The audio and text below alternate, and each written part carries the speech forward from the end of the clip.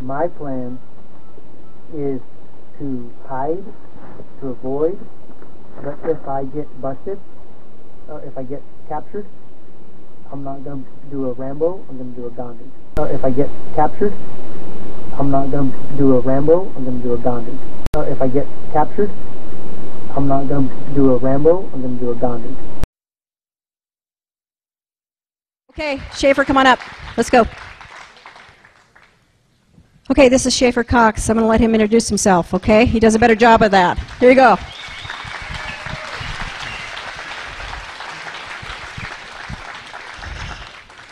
Let's all stand up and stretch a little bit, because I'm going to go for a long time.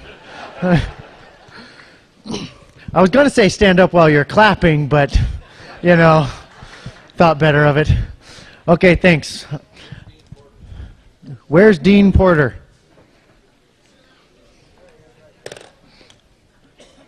Oh no. Let me see if I can open this. TSA might have messed it up, you know. I told them I wouldn't unlock this last time I went through security, and they said, why not? And I thought, oh shoot, my Constitution's in there. so I had to open it up to show them why not. Anyway, you know, we're going to hell in a freight train, you know, but it's okay to laugh about it a little bit here and there. And I want to talk about that for a second. Be real frank about that.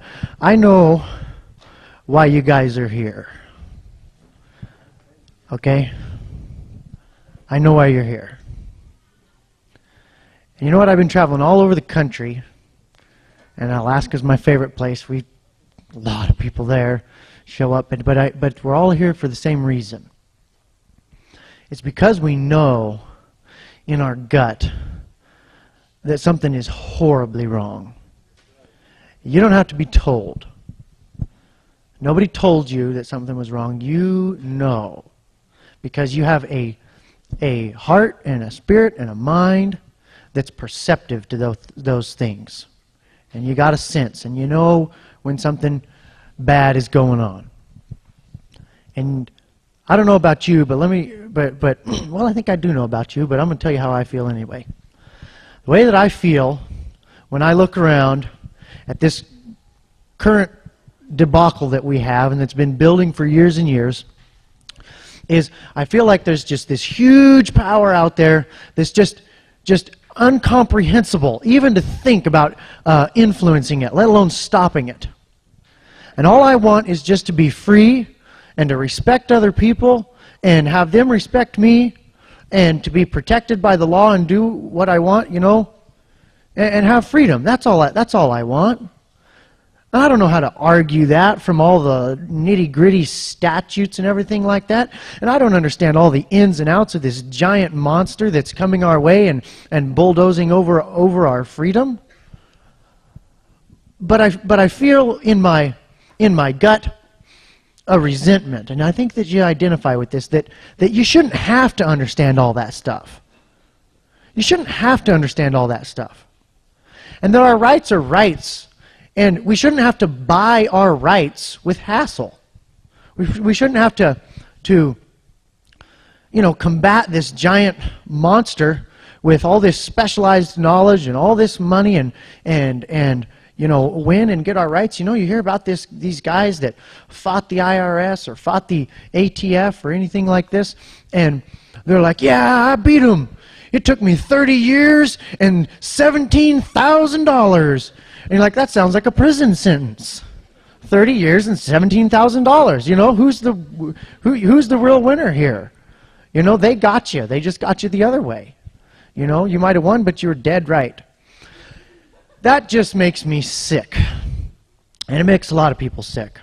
And we know that our nation, you know, we feel that it's getting wobbly and it's worrying us. We see this looming power.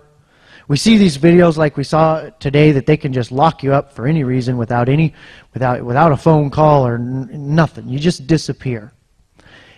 And so we show up here. Why? Because we don't know what else to do. And what we get told so many times that feels like you got kicked in the teeth with a government-issued boot is all you can do is you can beg the tyrant to change.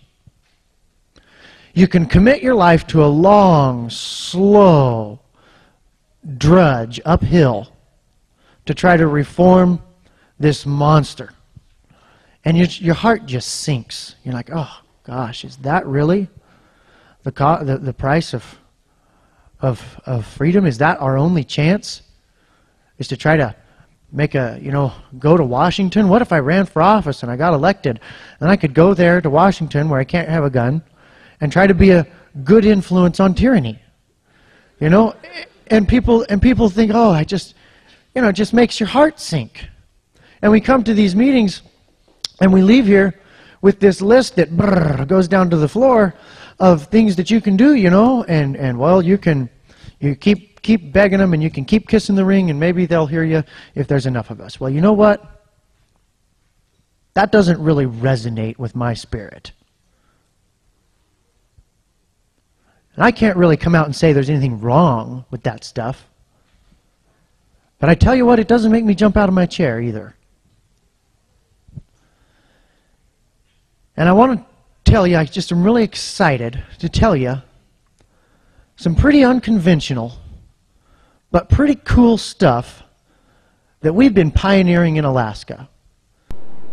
My plan is to hide, to avoid, but if I get busted, or if I get captured, I'm not going to do a Rambo, I'm going to do a Gandhi. Or if I get captured, I'm not going to do a Rambo, I'm going to do a Gandhi. Or if I get captured, I'm not going to do a Rambo, I'm going to do a Gandhi.